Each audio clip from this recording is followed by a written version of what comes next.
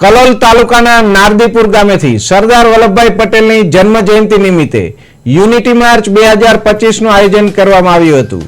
ભૂતપૂર્વ શિક્ષણ મંત્રી ભૂપેન્દ્રસિંહ ચુડાસમા તથા કલોલના ધારાસભ્ય લક્ષ્મણજી પી ઠાકોર લીલી ઝંડી બતાવી 8 કિલોમીટર લાંબી આ યાત્રાને પ્રસ્થાન કરાવ્યું। નારદીપુર ભાદોલ મોખાસણ માર્ગ પર યોજાયેલી આ યાત્રામાં કલોલ તાલુકા અને જિલ્લા પંચાયતના સભ્યો, ભાજપના હોદ્દેદારો, સરપંચો, સરકારી કર્મચારીઓ સહિત મોટી સંખ્યામાં ગ્રામજનો, વિદ્યાર્થીઓ અને શિક્ષકો જોડાયા હતા। કાર્યક્રમમાં મહાનુભાવોએ સરદાર પટેલના એકતાના પાવન સંદેશાને સ્મરણ કરી તેમની દેશી રજવાડાની એકીકરણની ભગીરથ ભૂમિકાની પ્રશંસા કરી હતી। ભૂપેન્દ્રસિંહ ચુડાસમાએ જણાવ્યું કે સરદાર પટેલના દૂરંદેશી નેતૃત્વથી ભારત મજબૂત લોકશાહી રાષ્ટ્ર તરીકે ઉભરાયું છે અને આજે વિશ્વમાં ભારતની આગવી ઓળખ બની છે।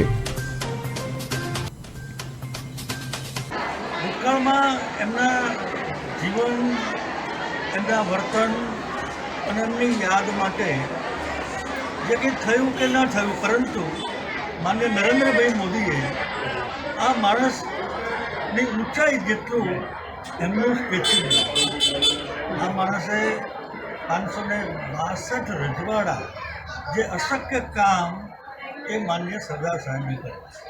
એમના બધા જ ગુણો એમને માન પાન આપીને એમના કામનું